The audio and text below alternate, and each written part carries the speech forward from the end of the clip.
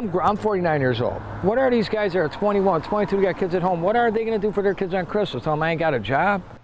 Tonight, we hear from a Tonawanda Coke employee as the DEC begins the process of shutting down the plant. Good evening, I'm Madison Carter. It is the beginning of the end for Tonawanda Coke. The State Department of Environmental Conservation says the shutdown process began today.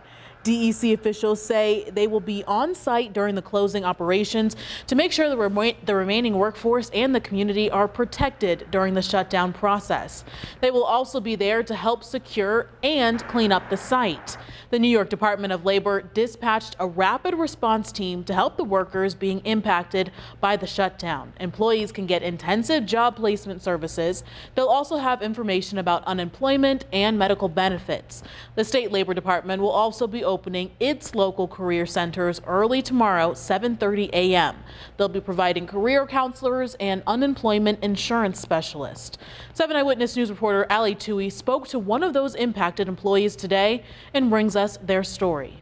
What they're doing to people is not right. Dale is one of roughly 100 Tonawanda Coke Corporation employees who will soon be out of a job. He asked we not use his last name or show his face. But this father from Niagara Falls is sharing his story of what it was like working inside the plant. He was hired 5 years ago. I was looking for work. I needed a job, you know. Dale says there were times he would put in 80 to 100 hours a week, and he was always required to wear PPE or personal protective equipment. His uniform included a respirator and other safety gear. Do you worry about your health given the fact that you work there? I just had a physical, and we get a physical every year, I will say that, and I've never had nothing come back about my health being bad or anything like that. You know. But Dale says he does worry about how he'll make ends meet once the plant closes. Dale's wife Tracy also worries about next steps for their family.